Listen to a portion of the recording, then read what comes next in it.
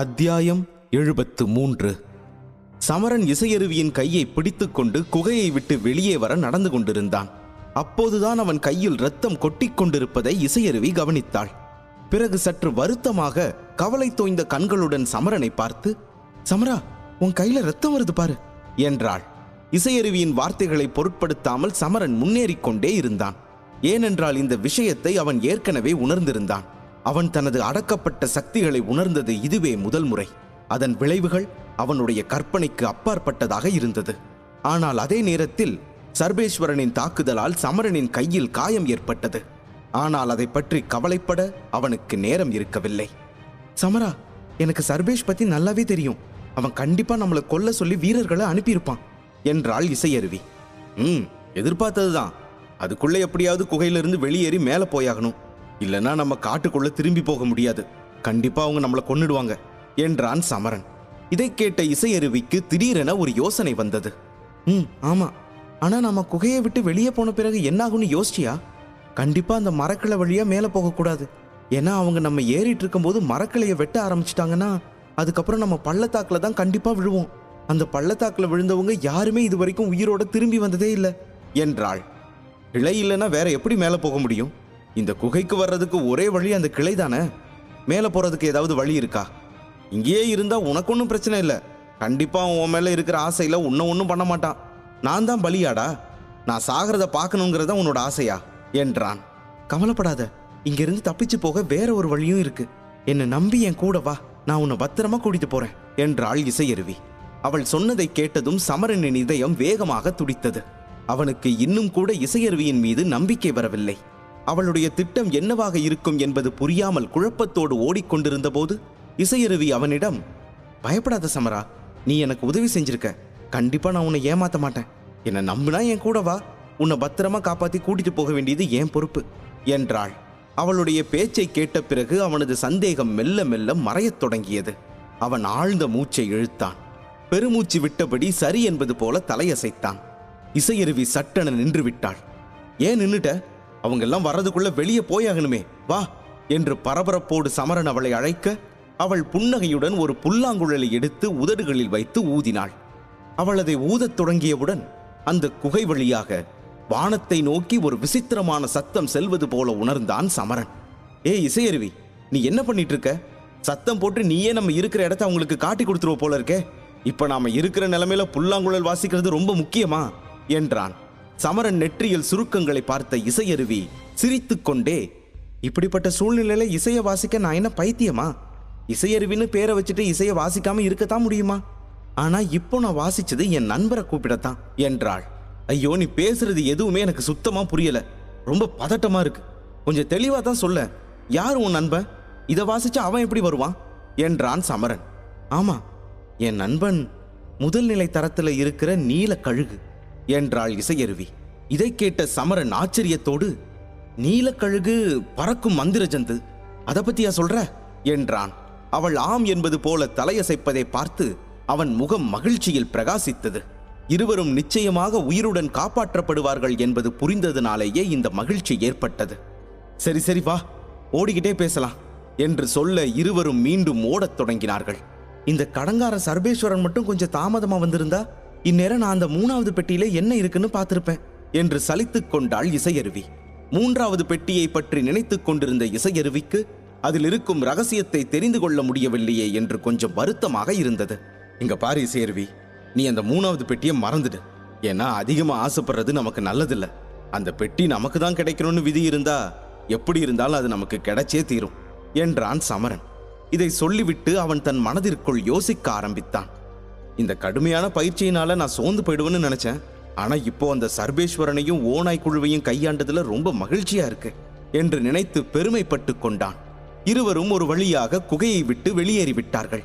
இப்போது நிலவின் வெளிச்சத்தில் அவர்களால் வானத்தில் மின்னும் நட்சத்திரங்களை பார்க்க முடிந்தது. அப்போது திடீரென்று சமரன் நின்று கிளைகளில் சாய்ந்து கொண்டு மேல் நோக்கி பார்த்தான். அங்கே பல வீரர்கள் கைகளில் தீப்பந்தங்களுடன் நடமாடுவதைக் கண்டான். இந்த காட்சியை பார்த்த சமரன் உடனே இசையருவியிடம் திரும்பி வந்து முகத்தில் லேசான பீதியுடன், "மேல நிறைய வீரர்கள் இருக்காங்க. மேல போறது ஆபத்துன்னு நினைக்கிறேன்" என்றான். அதே நேரம் உள்ளே இருந்து வீரர்கள் வெளியில் வந்து விடுவார்களோ என்றும் சந்தேகித்தான். உடனே தன் காதை தரையில் பதித்து அந்த இருண்ட குகையை நோக்கி பார்க்க ஆரம்பித்தான். அப்போது குகையிலிருந்து வரும் குரல்களை கேட்டு திடீரென்று எழுந்து நின்று இசையருவியை பார்த்து, அவங்க நமக்கு ரொம்ப பக்கத்துல வந்துட்டாங்க, உன்னோட நண்பன் அதான் அந்த நீலக்கழுகு எங்க என்றான். சமரன் கேட்டவுடன் இசையருவி வானத்தை நோக்கி தன் கண்களை அசைக்க ஆரம்பித்தாள். மீண்டும் ஒருமுறை தனது புல்லாங்குழலை எடுத்து சத்தமாக ஊதினாள். அது இரவின் அமைதியை கலைக்கும் ஒரு விசித்திரமான ஒலியை எழுப்பியது. ஆனால் இந்த புல்லாங்குழல் இசையை கேட்டு மேலே நின்ற வீரர்களும் உஷாராகிவிட்டார்கள். பின்னர் அவர்கள் இசையருவியையும் சமரனையும் தேட ஆரம்பித்தனர். இருட்டில் அவர்கள் சரியாக புலப்படவில்லை. அப்போதுதான் தூரத்திலிருந்து ஒரு கழுகின் சத்தம் கேட்டது. பால் போன்ற நிலவொளியில் ஒரு ராட்சச அளவுள்ள நீல நிற கழுகு தன்னை நோக்கி வேகமாக பறந்து வருவதைக் கண்டான் சமரன்.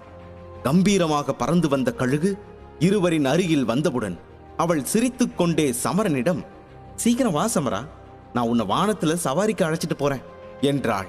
இதை சொன்னவுடன் அவன் மகிழ்ச்சியில் துள்ளி குதித்து அந்த பெரிய கழுகின் மீது ஏறி அமர்ந்து கொண்டான். அதே நேரம் குகைக்கு வெளியே வீரர்கள் வருவதையும் கண்டான். அவர்கள் கழுகை நெருங்குவதற்கும் கழுகு பறக்க தொடங்குவதற்கும் சரியாக இருந்தது. நீலக்கழுகு அதன் பெரிய இறக்கைகளை திறந்து அவற்றை வேகமாக அசைத்தது. இறகுகள் படபடக்கும் ஓசை அவர்களை அச்சுறுத்தும் விதமாக இருந்தது. நீலக்கழுகு கண்ணிமைக்கும் நேரத்தில் காற்றில் வேகமாக பறக்கத் தொடங்கியது. கழுகை பிடிக்க தவறிய வீரன் ஒருவன், அந்த கழுகை கொல்லுக என்று கத்தினான். குகையிலிருந்து வெளியே வந்த வீரர்களின் சத்தம் கேட்டவுடன் மேலே இருந்த வீரர்கள் அந்த கழுகை நோக்கி தங்கள் அம்புகளை சரமாரியாக எய்யத் தொடங்கினர். வானில் அம்பு மழை பொழிந்தது. கழுகின் மீது அமர்ந்திருந்த சமரன் தன்னை நோக்கி வரும் அம்புகளைக் கண்டு பீதியில் தன் சக்தியை அம்புகளின் மீது செலுத்த ஆயத்தமானான். ஆனால் அப்போது இசையருவி அவனை தடுத்து, கவலைப்படாத சமரா, அவங்களால நம்மள ஒண்ணுமே செய்ய முடியாது. இது ஒன்னும் சாதாரண கழுகு இல்ல, மாயாஜால நீல கழுகு, அதை மறந்துடாத என்றாள். இதை கேட்ட சமரன் சட்டென்று சக்தியை வெளிப்படுத்தும் முயற்சியை நிறுத்திக் கொண்டான். பிறகு பீதியடைந்து தன் அருகில் வரும் அம்புகளை பார்க்கத் தொடங்கினான். கழுகு சத்தமாக இறக்கைகளை அசைக்க ஆரம்பிக்க அதிலிருந்து ஒரு மூடுபனி போல பச்சை நிற காற்று வெளியேறத் தொடங்கியது. கழுகை நோக்கி வந்த அம்புகள் அந்த காற்றில் மோதி நேராக பள்ளத்தில் விழுந்து விட்டன. காற்றினால் இசையருவியின் தலைமுடியும் கலைந்தது. அதை சரி செய்து கொண்டே சமரனிடம், இப்போ நாம பாதுகாப்பா இருக்கோம் என்றாள். அவள் வாயிலிருந்து இதை கேட்டவுடன் சமரன் நிம்மதி பெருமூச்சு விட்டான். அப்பாடா, இப்போதான் உயிரே திரும்பி வந்த மாதிரி இருக்கு என்று சொல்லிக்கொண்டே கீழே பார்த்தான். ஆழமான பள்ளத்தை பார்த்தவுடன் அவனுக்கு திடீரென்று தலை சுற்ற ஆரம்பித்து விட்டது. உடனே கண்களை உயர்த்தி கொண்டான். சமரன் இதுவரை இவ்வளவு உயரத்தில் பறந்ததில்லை. அதனால் கீழே பார்த்தவுடன் சட்டென தலை சுற்றிவிட்டது. அவன் தன் நெற்றியில் வழிந்த வியர்வையை துடைத்துக் கொண்டு தைரியத்தை வரவழைத்துக் கொண்டு மீண்டும் குகையை நோக்கி திரும்பி பார்த்தான். அங்கே சர்வேஸ்வரனை வீரர்கள் அமைதிப்படுத்திக் கொண்டிருந்தார்கள்.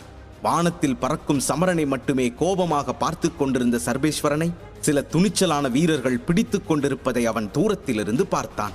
அதன் பிறகு தனது பார்வையை திருப்பி இசையருவியிடம், இப்போ நீ எங்க போக போற என்று கேட்டான். தலைமுடியை சரி செய்வதில் மும்முரமாக இருந்த இசையருவி, நான் நம்ம முகாமுக்கு தான் திரும்பி போகலான்னு நினைக்கிறேன், ஏன்னா என் கூட வந்த மற்ற ஊழியர்கள் எல்லாரும் அங்கதான் இருக்காங்க என்றாள். அவளுடைய பதிலை கேட்டு சமரன் சற்று ஆச்சரியமடைந்தான். முகாமுக்கு திரும்பிச் செல்வது பெரிய ஆபத்தில் விட்டுவிடும் என்று யூகித்தான். எனவே அவன் இசையருவியை எச்சரித்தான். நீ இப்போ முகாமுக்கு திரும்பி போறதை பத்தி நல்லா யோசிச்சுதான் முடிவு பண்ணியா? உனக்கு என்ன பைத்தியமா பிடிச்சிருக்கு? குகையிலிருந்து வெளியே வந்த சர்வேஸ்வரன் நேரா முகாமுக்கு தான் போவான்னு உனக்கு தெரியாதா என்றான். அவனுடைய கவலையை பார்த்து அவள் புன்னகையுடன் பதிலளித்தாள். கவலைப்படாத சமரா, நான் அவங்க கூட போய் சேர்ந்ததுக்கு அப்புறம் அவனால எனக்கு எந்த தீங்கும் செய்ய முடியாது.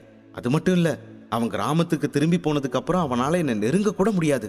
எங்களோட மருந்து கடை அவங்க ஓநாய் குழுவை விட சக்தி வாய்ந்தது. மற்ற கும்பல்களின் தலைவர்களுக்கும் அவன் ரொம்ப கடன்பட்டிருக்கான் என்றாள். அந்த மலை கிராமத்தின் அனைத்து வீரர்களுக்கும் இசையருவி மிகவும் பிடித்தமானவள் என்பதும், அதனால் சர்வேஸ்வரன் விரும்பினாலும் அவளுக்கு தீங்கு செய்ய முடியாது என்பதும் சமரனுக்கு புரிந்தது. அவளுடைய நிம்மதியான சிரிப்புக்கும் அதுதான் காரணம். அவளுடைய பேச்சை கேட்ட சமரன் போர் வீரர்களிடையே இசையருவி எந்த அளவுக்கு பிரபலமானவள் என்பதை அறிந்திருந்ததால் சரி என்று தலையசைத்தான். அதனால் அவன் இசையருவியை பற்றி கவலைப்படுவதை நிறுத்தினான். ஏனென்றால் அவன் மற்ற வீரர்கள் மீது முழு நம்பிக்கை வைத்திருந்தான். அவர்கள் இசையருவிக்கு எதுவும் ஆகவிட மாட்டார்கள் என்று யூகித்தான். அதன் பிறகு அவளை பார்த்து, சரி, அப்படின்னா உனக்கு எது சரின்னு தோணுதோ அதையே செய் என்றான். அது சரி, நீ இப்ப என்ன பண்ண போற என்றாள் இசையருவி. நானா? நான் ஒன்றும் அந்த கிராமத்திலேயே புகழ்பெற்ற மருத்துவர் இசையருவி இல்லையே. தவிர நான் ஒன்றும் பேரழகான பொண்ணும் கிடையாது உன்ன மாதிரி. அதனால என்னால் அந்த முகாமுக்கு திரும்பி வர முடியாது. அவன் என்னை கொல்ல முயற்சி பண்ணா கூட தடுக்கவோ காப்பாற்றவோ ஒருத்தனும் வரப்போறதில்ல. இன்னைக்கு நான் அவன்கிட்ட நடந்ததுக்காக நிச்சயமா அவன் என்னை எப்போ எங்க பார்த்தாலும் பழி வாங்காம விடமாட்டான். என்னை கொல்லதான் நினைப்பான். அதனால என்னால் அந்த கிராமத்துக்கு திரும்பி போக முடியாது என்றான். அப்போ நீ வீட்டுக்கு திரும்பி போக போறியா என்றாள் இசையருவி. திரும்பி போறதா? நான் ஒன்றும் கோழை இல்லை இசையருவி. அப்படியெல்லாம் வந்த வேலையை முடிக்காம பாதியிலேயே பயந்து ஓடி போற பழக்கம் எனக்கு சுத்தமா கிடையாது. மறுபடியும் சர்வேஸ்வரனை நேருக்கு நேரா பார்த்து என் கணக்கை தீர்த்துட்டு தான் வீட்டுக்கு போவேன் என்றான். அவன் சொல்வதை கேட்ட இசையருவி திடீரென அமைதியானாள். மெல்லிய குரலில் அவனிடம் முணுமுணுத்தாள். ஓநாய்க்குழு தலைவர் 2 நட்சத்திர மகாயோகி தெரியுமா? அவனோட கணக்கை தீக்கிறதுக்கு முன்னாடி நீ கொஞ்சம் கவனமா இருக்க வேண்டியது அவசியம். அதை மறந்துடாத என்றாள். சமரன் அவளுடைய எச்சரிக்கையை புறக்கணித்து விட்டு சிரித்துக்கொண்டே கூறினான், கவலைப்படாத இசையருவி. எதுவா இருந்தாலும் மனசுல வலிமை இருந்தா சுலபமா சமாளிச்சிடலாம் என்றான்.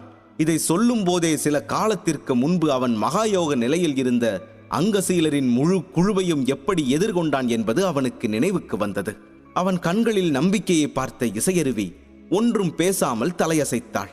அதன் பிறகு அவள் மலைகளை நோக்கி தனது பார்வையை திருப்பி நீலக்கழுகிடம் அங்கு செல்லும்படி சுட்டிக்காட்டினாள். பிறகு அந்த கழுகு மலையை நோக்கி பறக்கத் தொடங்கியதும் திடீரென்று வருணமித்திரரின் குரல் மோதிரத்திலிருந்து ஒலித்தது. அந்த குரல் சமரனுக்கு மட்டுமே கேட்டது. சபாஷ் சமரா, நீ தைரியமாவும் வலிமையானவனாவும் மாறிட்டிய. வாழ்வுக்கும் சாவுக்கும் நடந்த போராட்டத்துல எப்படியோ நீ ஜெயிச்சிட்டியே. இது எல்லாத்தையும் விட இப்போ நீ திறந்த வானத்துல பறந்துட்டு இருக்கியே.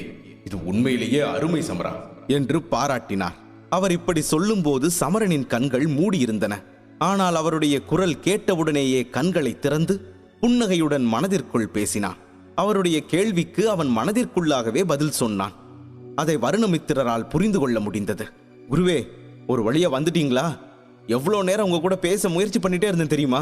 நீங்க மோதிரத்திலிருந்து வெளியேறி எங்கேயோ மறைஞ்சு போயிட்டீங்கன்னு கூட நினைச்சிட்டேன் என்றான். இதற்கு பதிலளித்த வருணமித்திரர் புன்னகையுடன் சமரனிடம், அது நான் மோதிரத்துக்குள்ளேயே கொஞ்ச நேரம் ஓய்வெடுத்துட்டு இருந்தேன். ஆனா நீ கூட்டது எனக்கு ஒன்னும் கேட்காம இல்ல, நல்லாவே கேட்டுச்சு. ஆனா இது மாதிரியான ஆபத்தை நீயாவே சமாளிக்க கத்துக்கணுங்கிறதுக்காகத்தான் நான் அமைதியாவே இருந்துட்டேன். உன்னோட முதல் உயிர் போராட்டம் எப்படி இருந்தது சமரா என்றார். அது ஒன்றும் அவ்வளவு மோசமாலாம் இல்ல குருவே என்றான். சமரனிடமிருந்து இதை கேட்டவுடன் அவர் உடனே அவனை குறுக்கிட்டு, சரி, ஒரு விஷயம் சொல்லு சமரா. என்ன குருவே? நீ உண்மையிலேயே சர்வேஸ்வரனை பழிவாங்க விரும்புறியா என்றார். அவரது குரலில் இருந்த குறும்புத்தனத்தை உணர்ந்த சமரன் புன்னகையுடன் பதிலளித்தான். உங்களுக்கு என்னை பத்தி தான் ஏற்கனவே தெரியுமே குருவே. அவன் என்னை கொல்ல நினைச்சான். அப்புறம் நான் எப்படி அவனை எதுவும் செய்யாம சும்மா விட முடியும்? ஓநாய் குழுவுடன் போட்டியிட சமரன் தனது மனதை உறுதி செய்திருப்பதை வருணமித்திரர் புரிந்து கொண்டார்.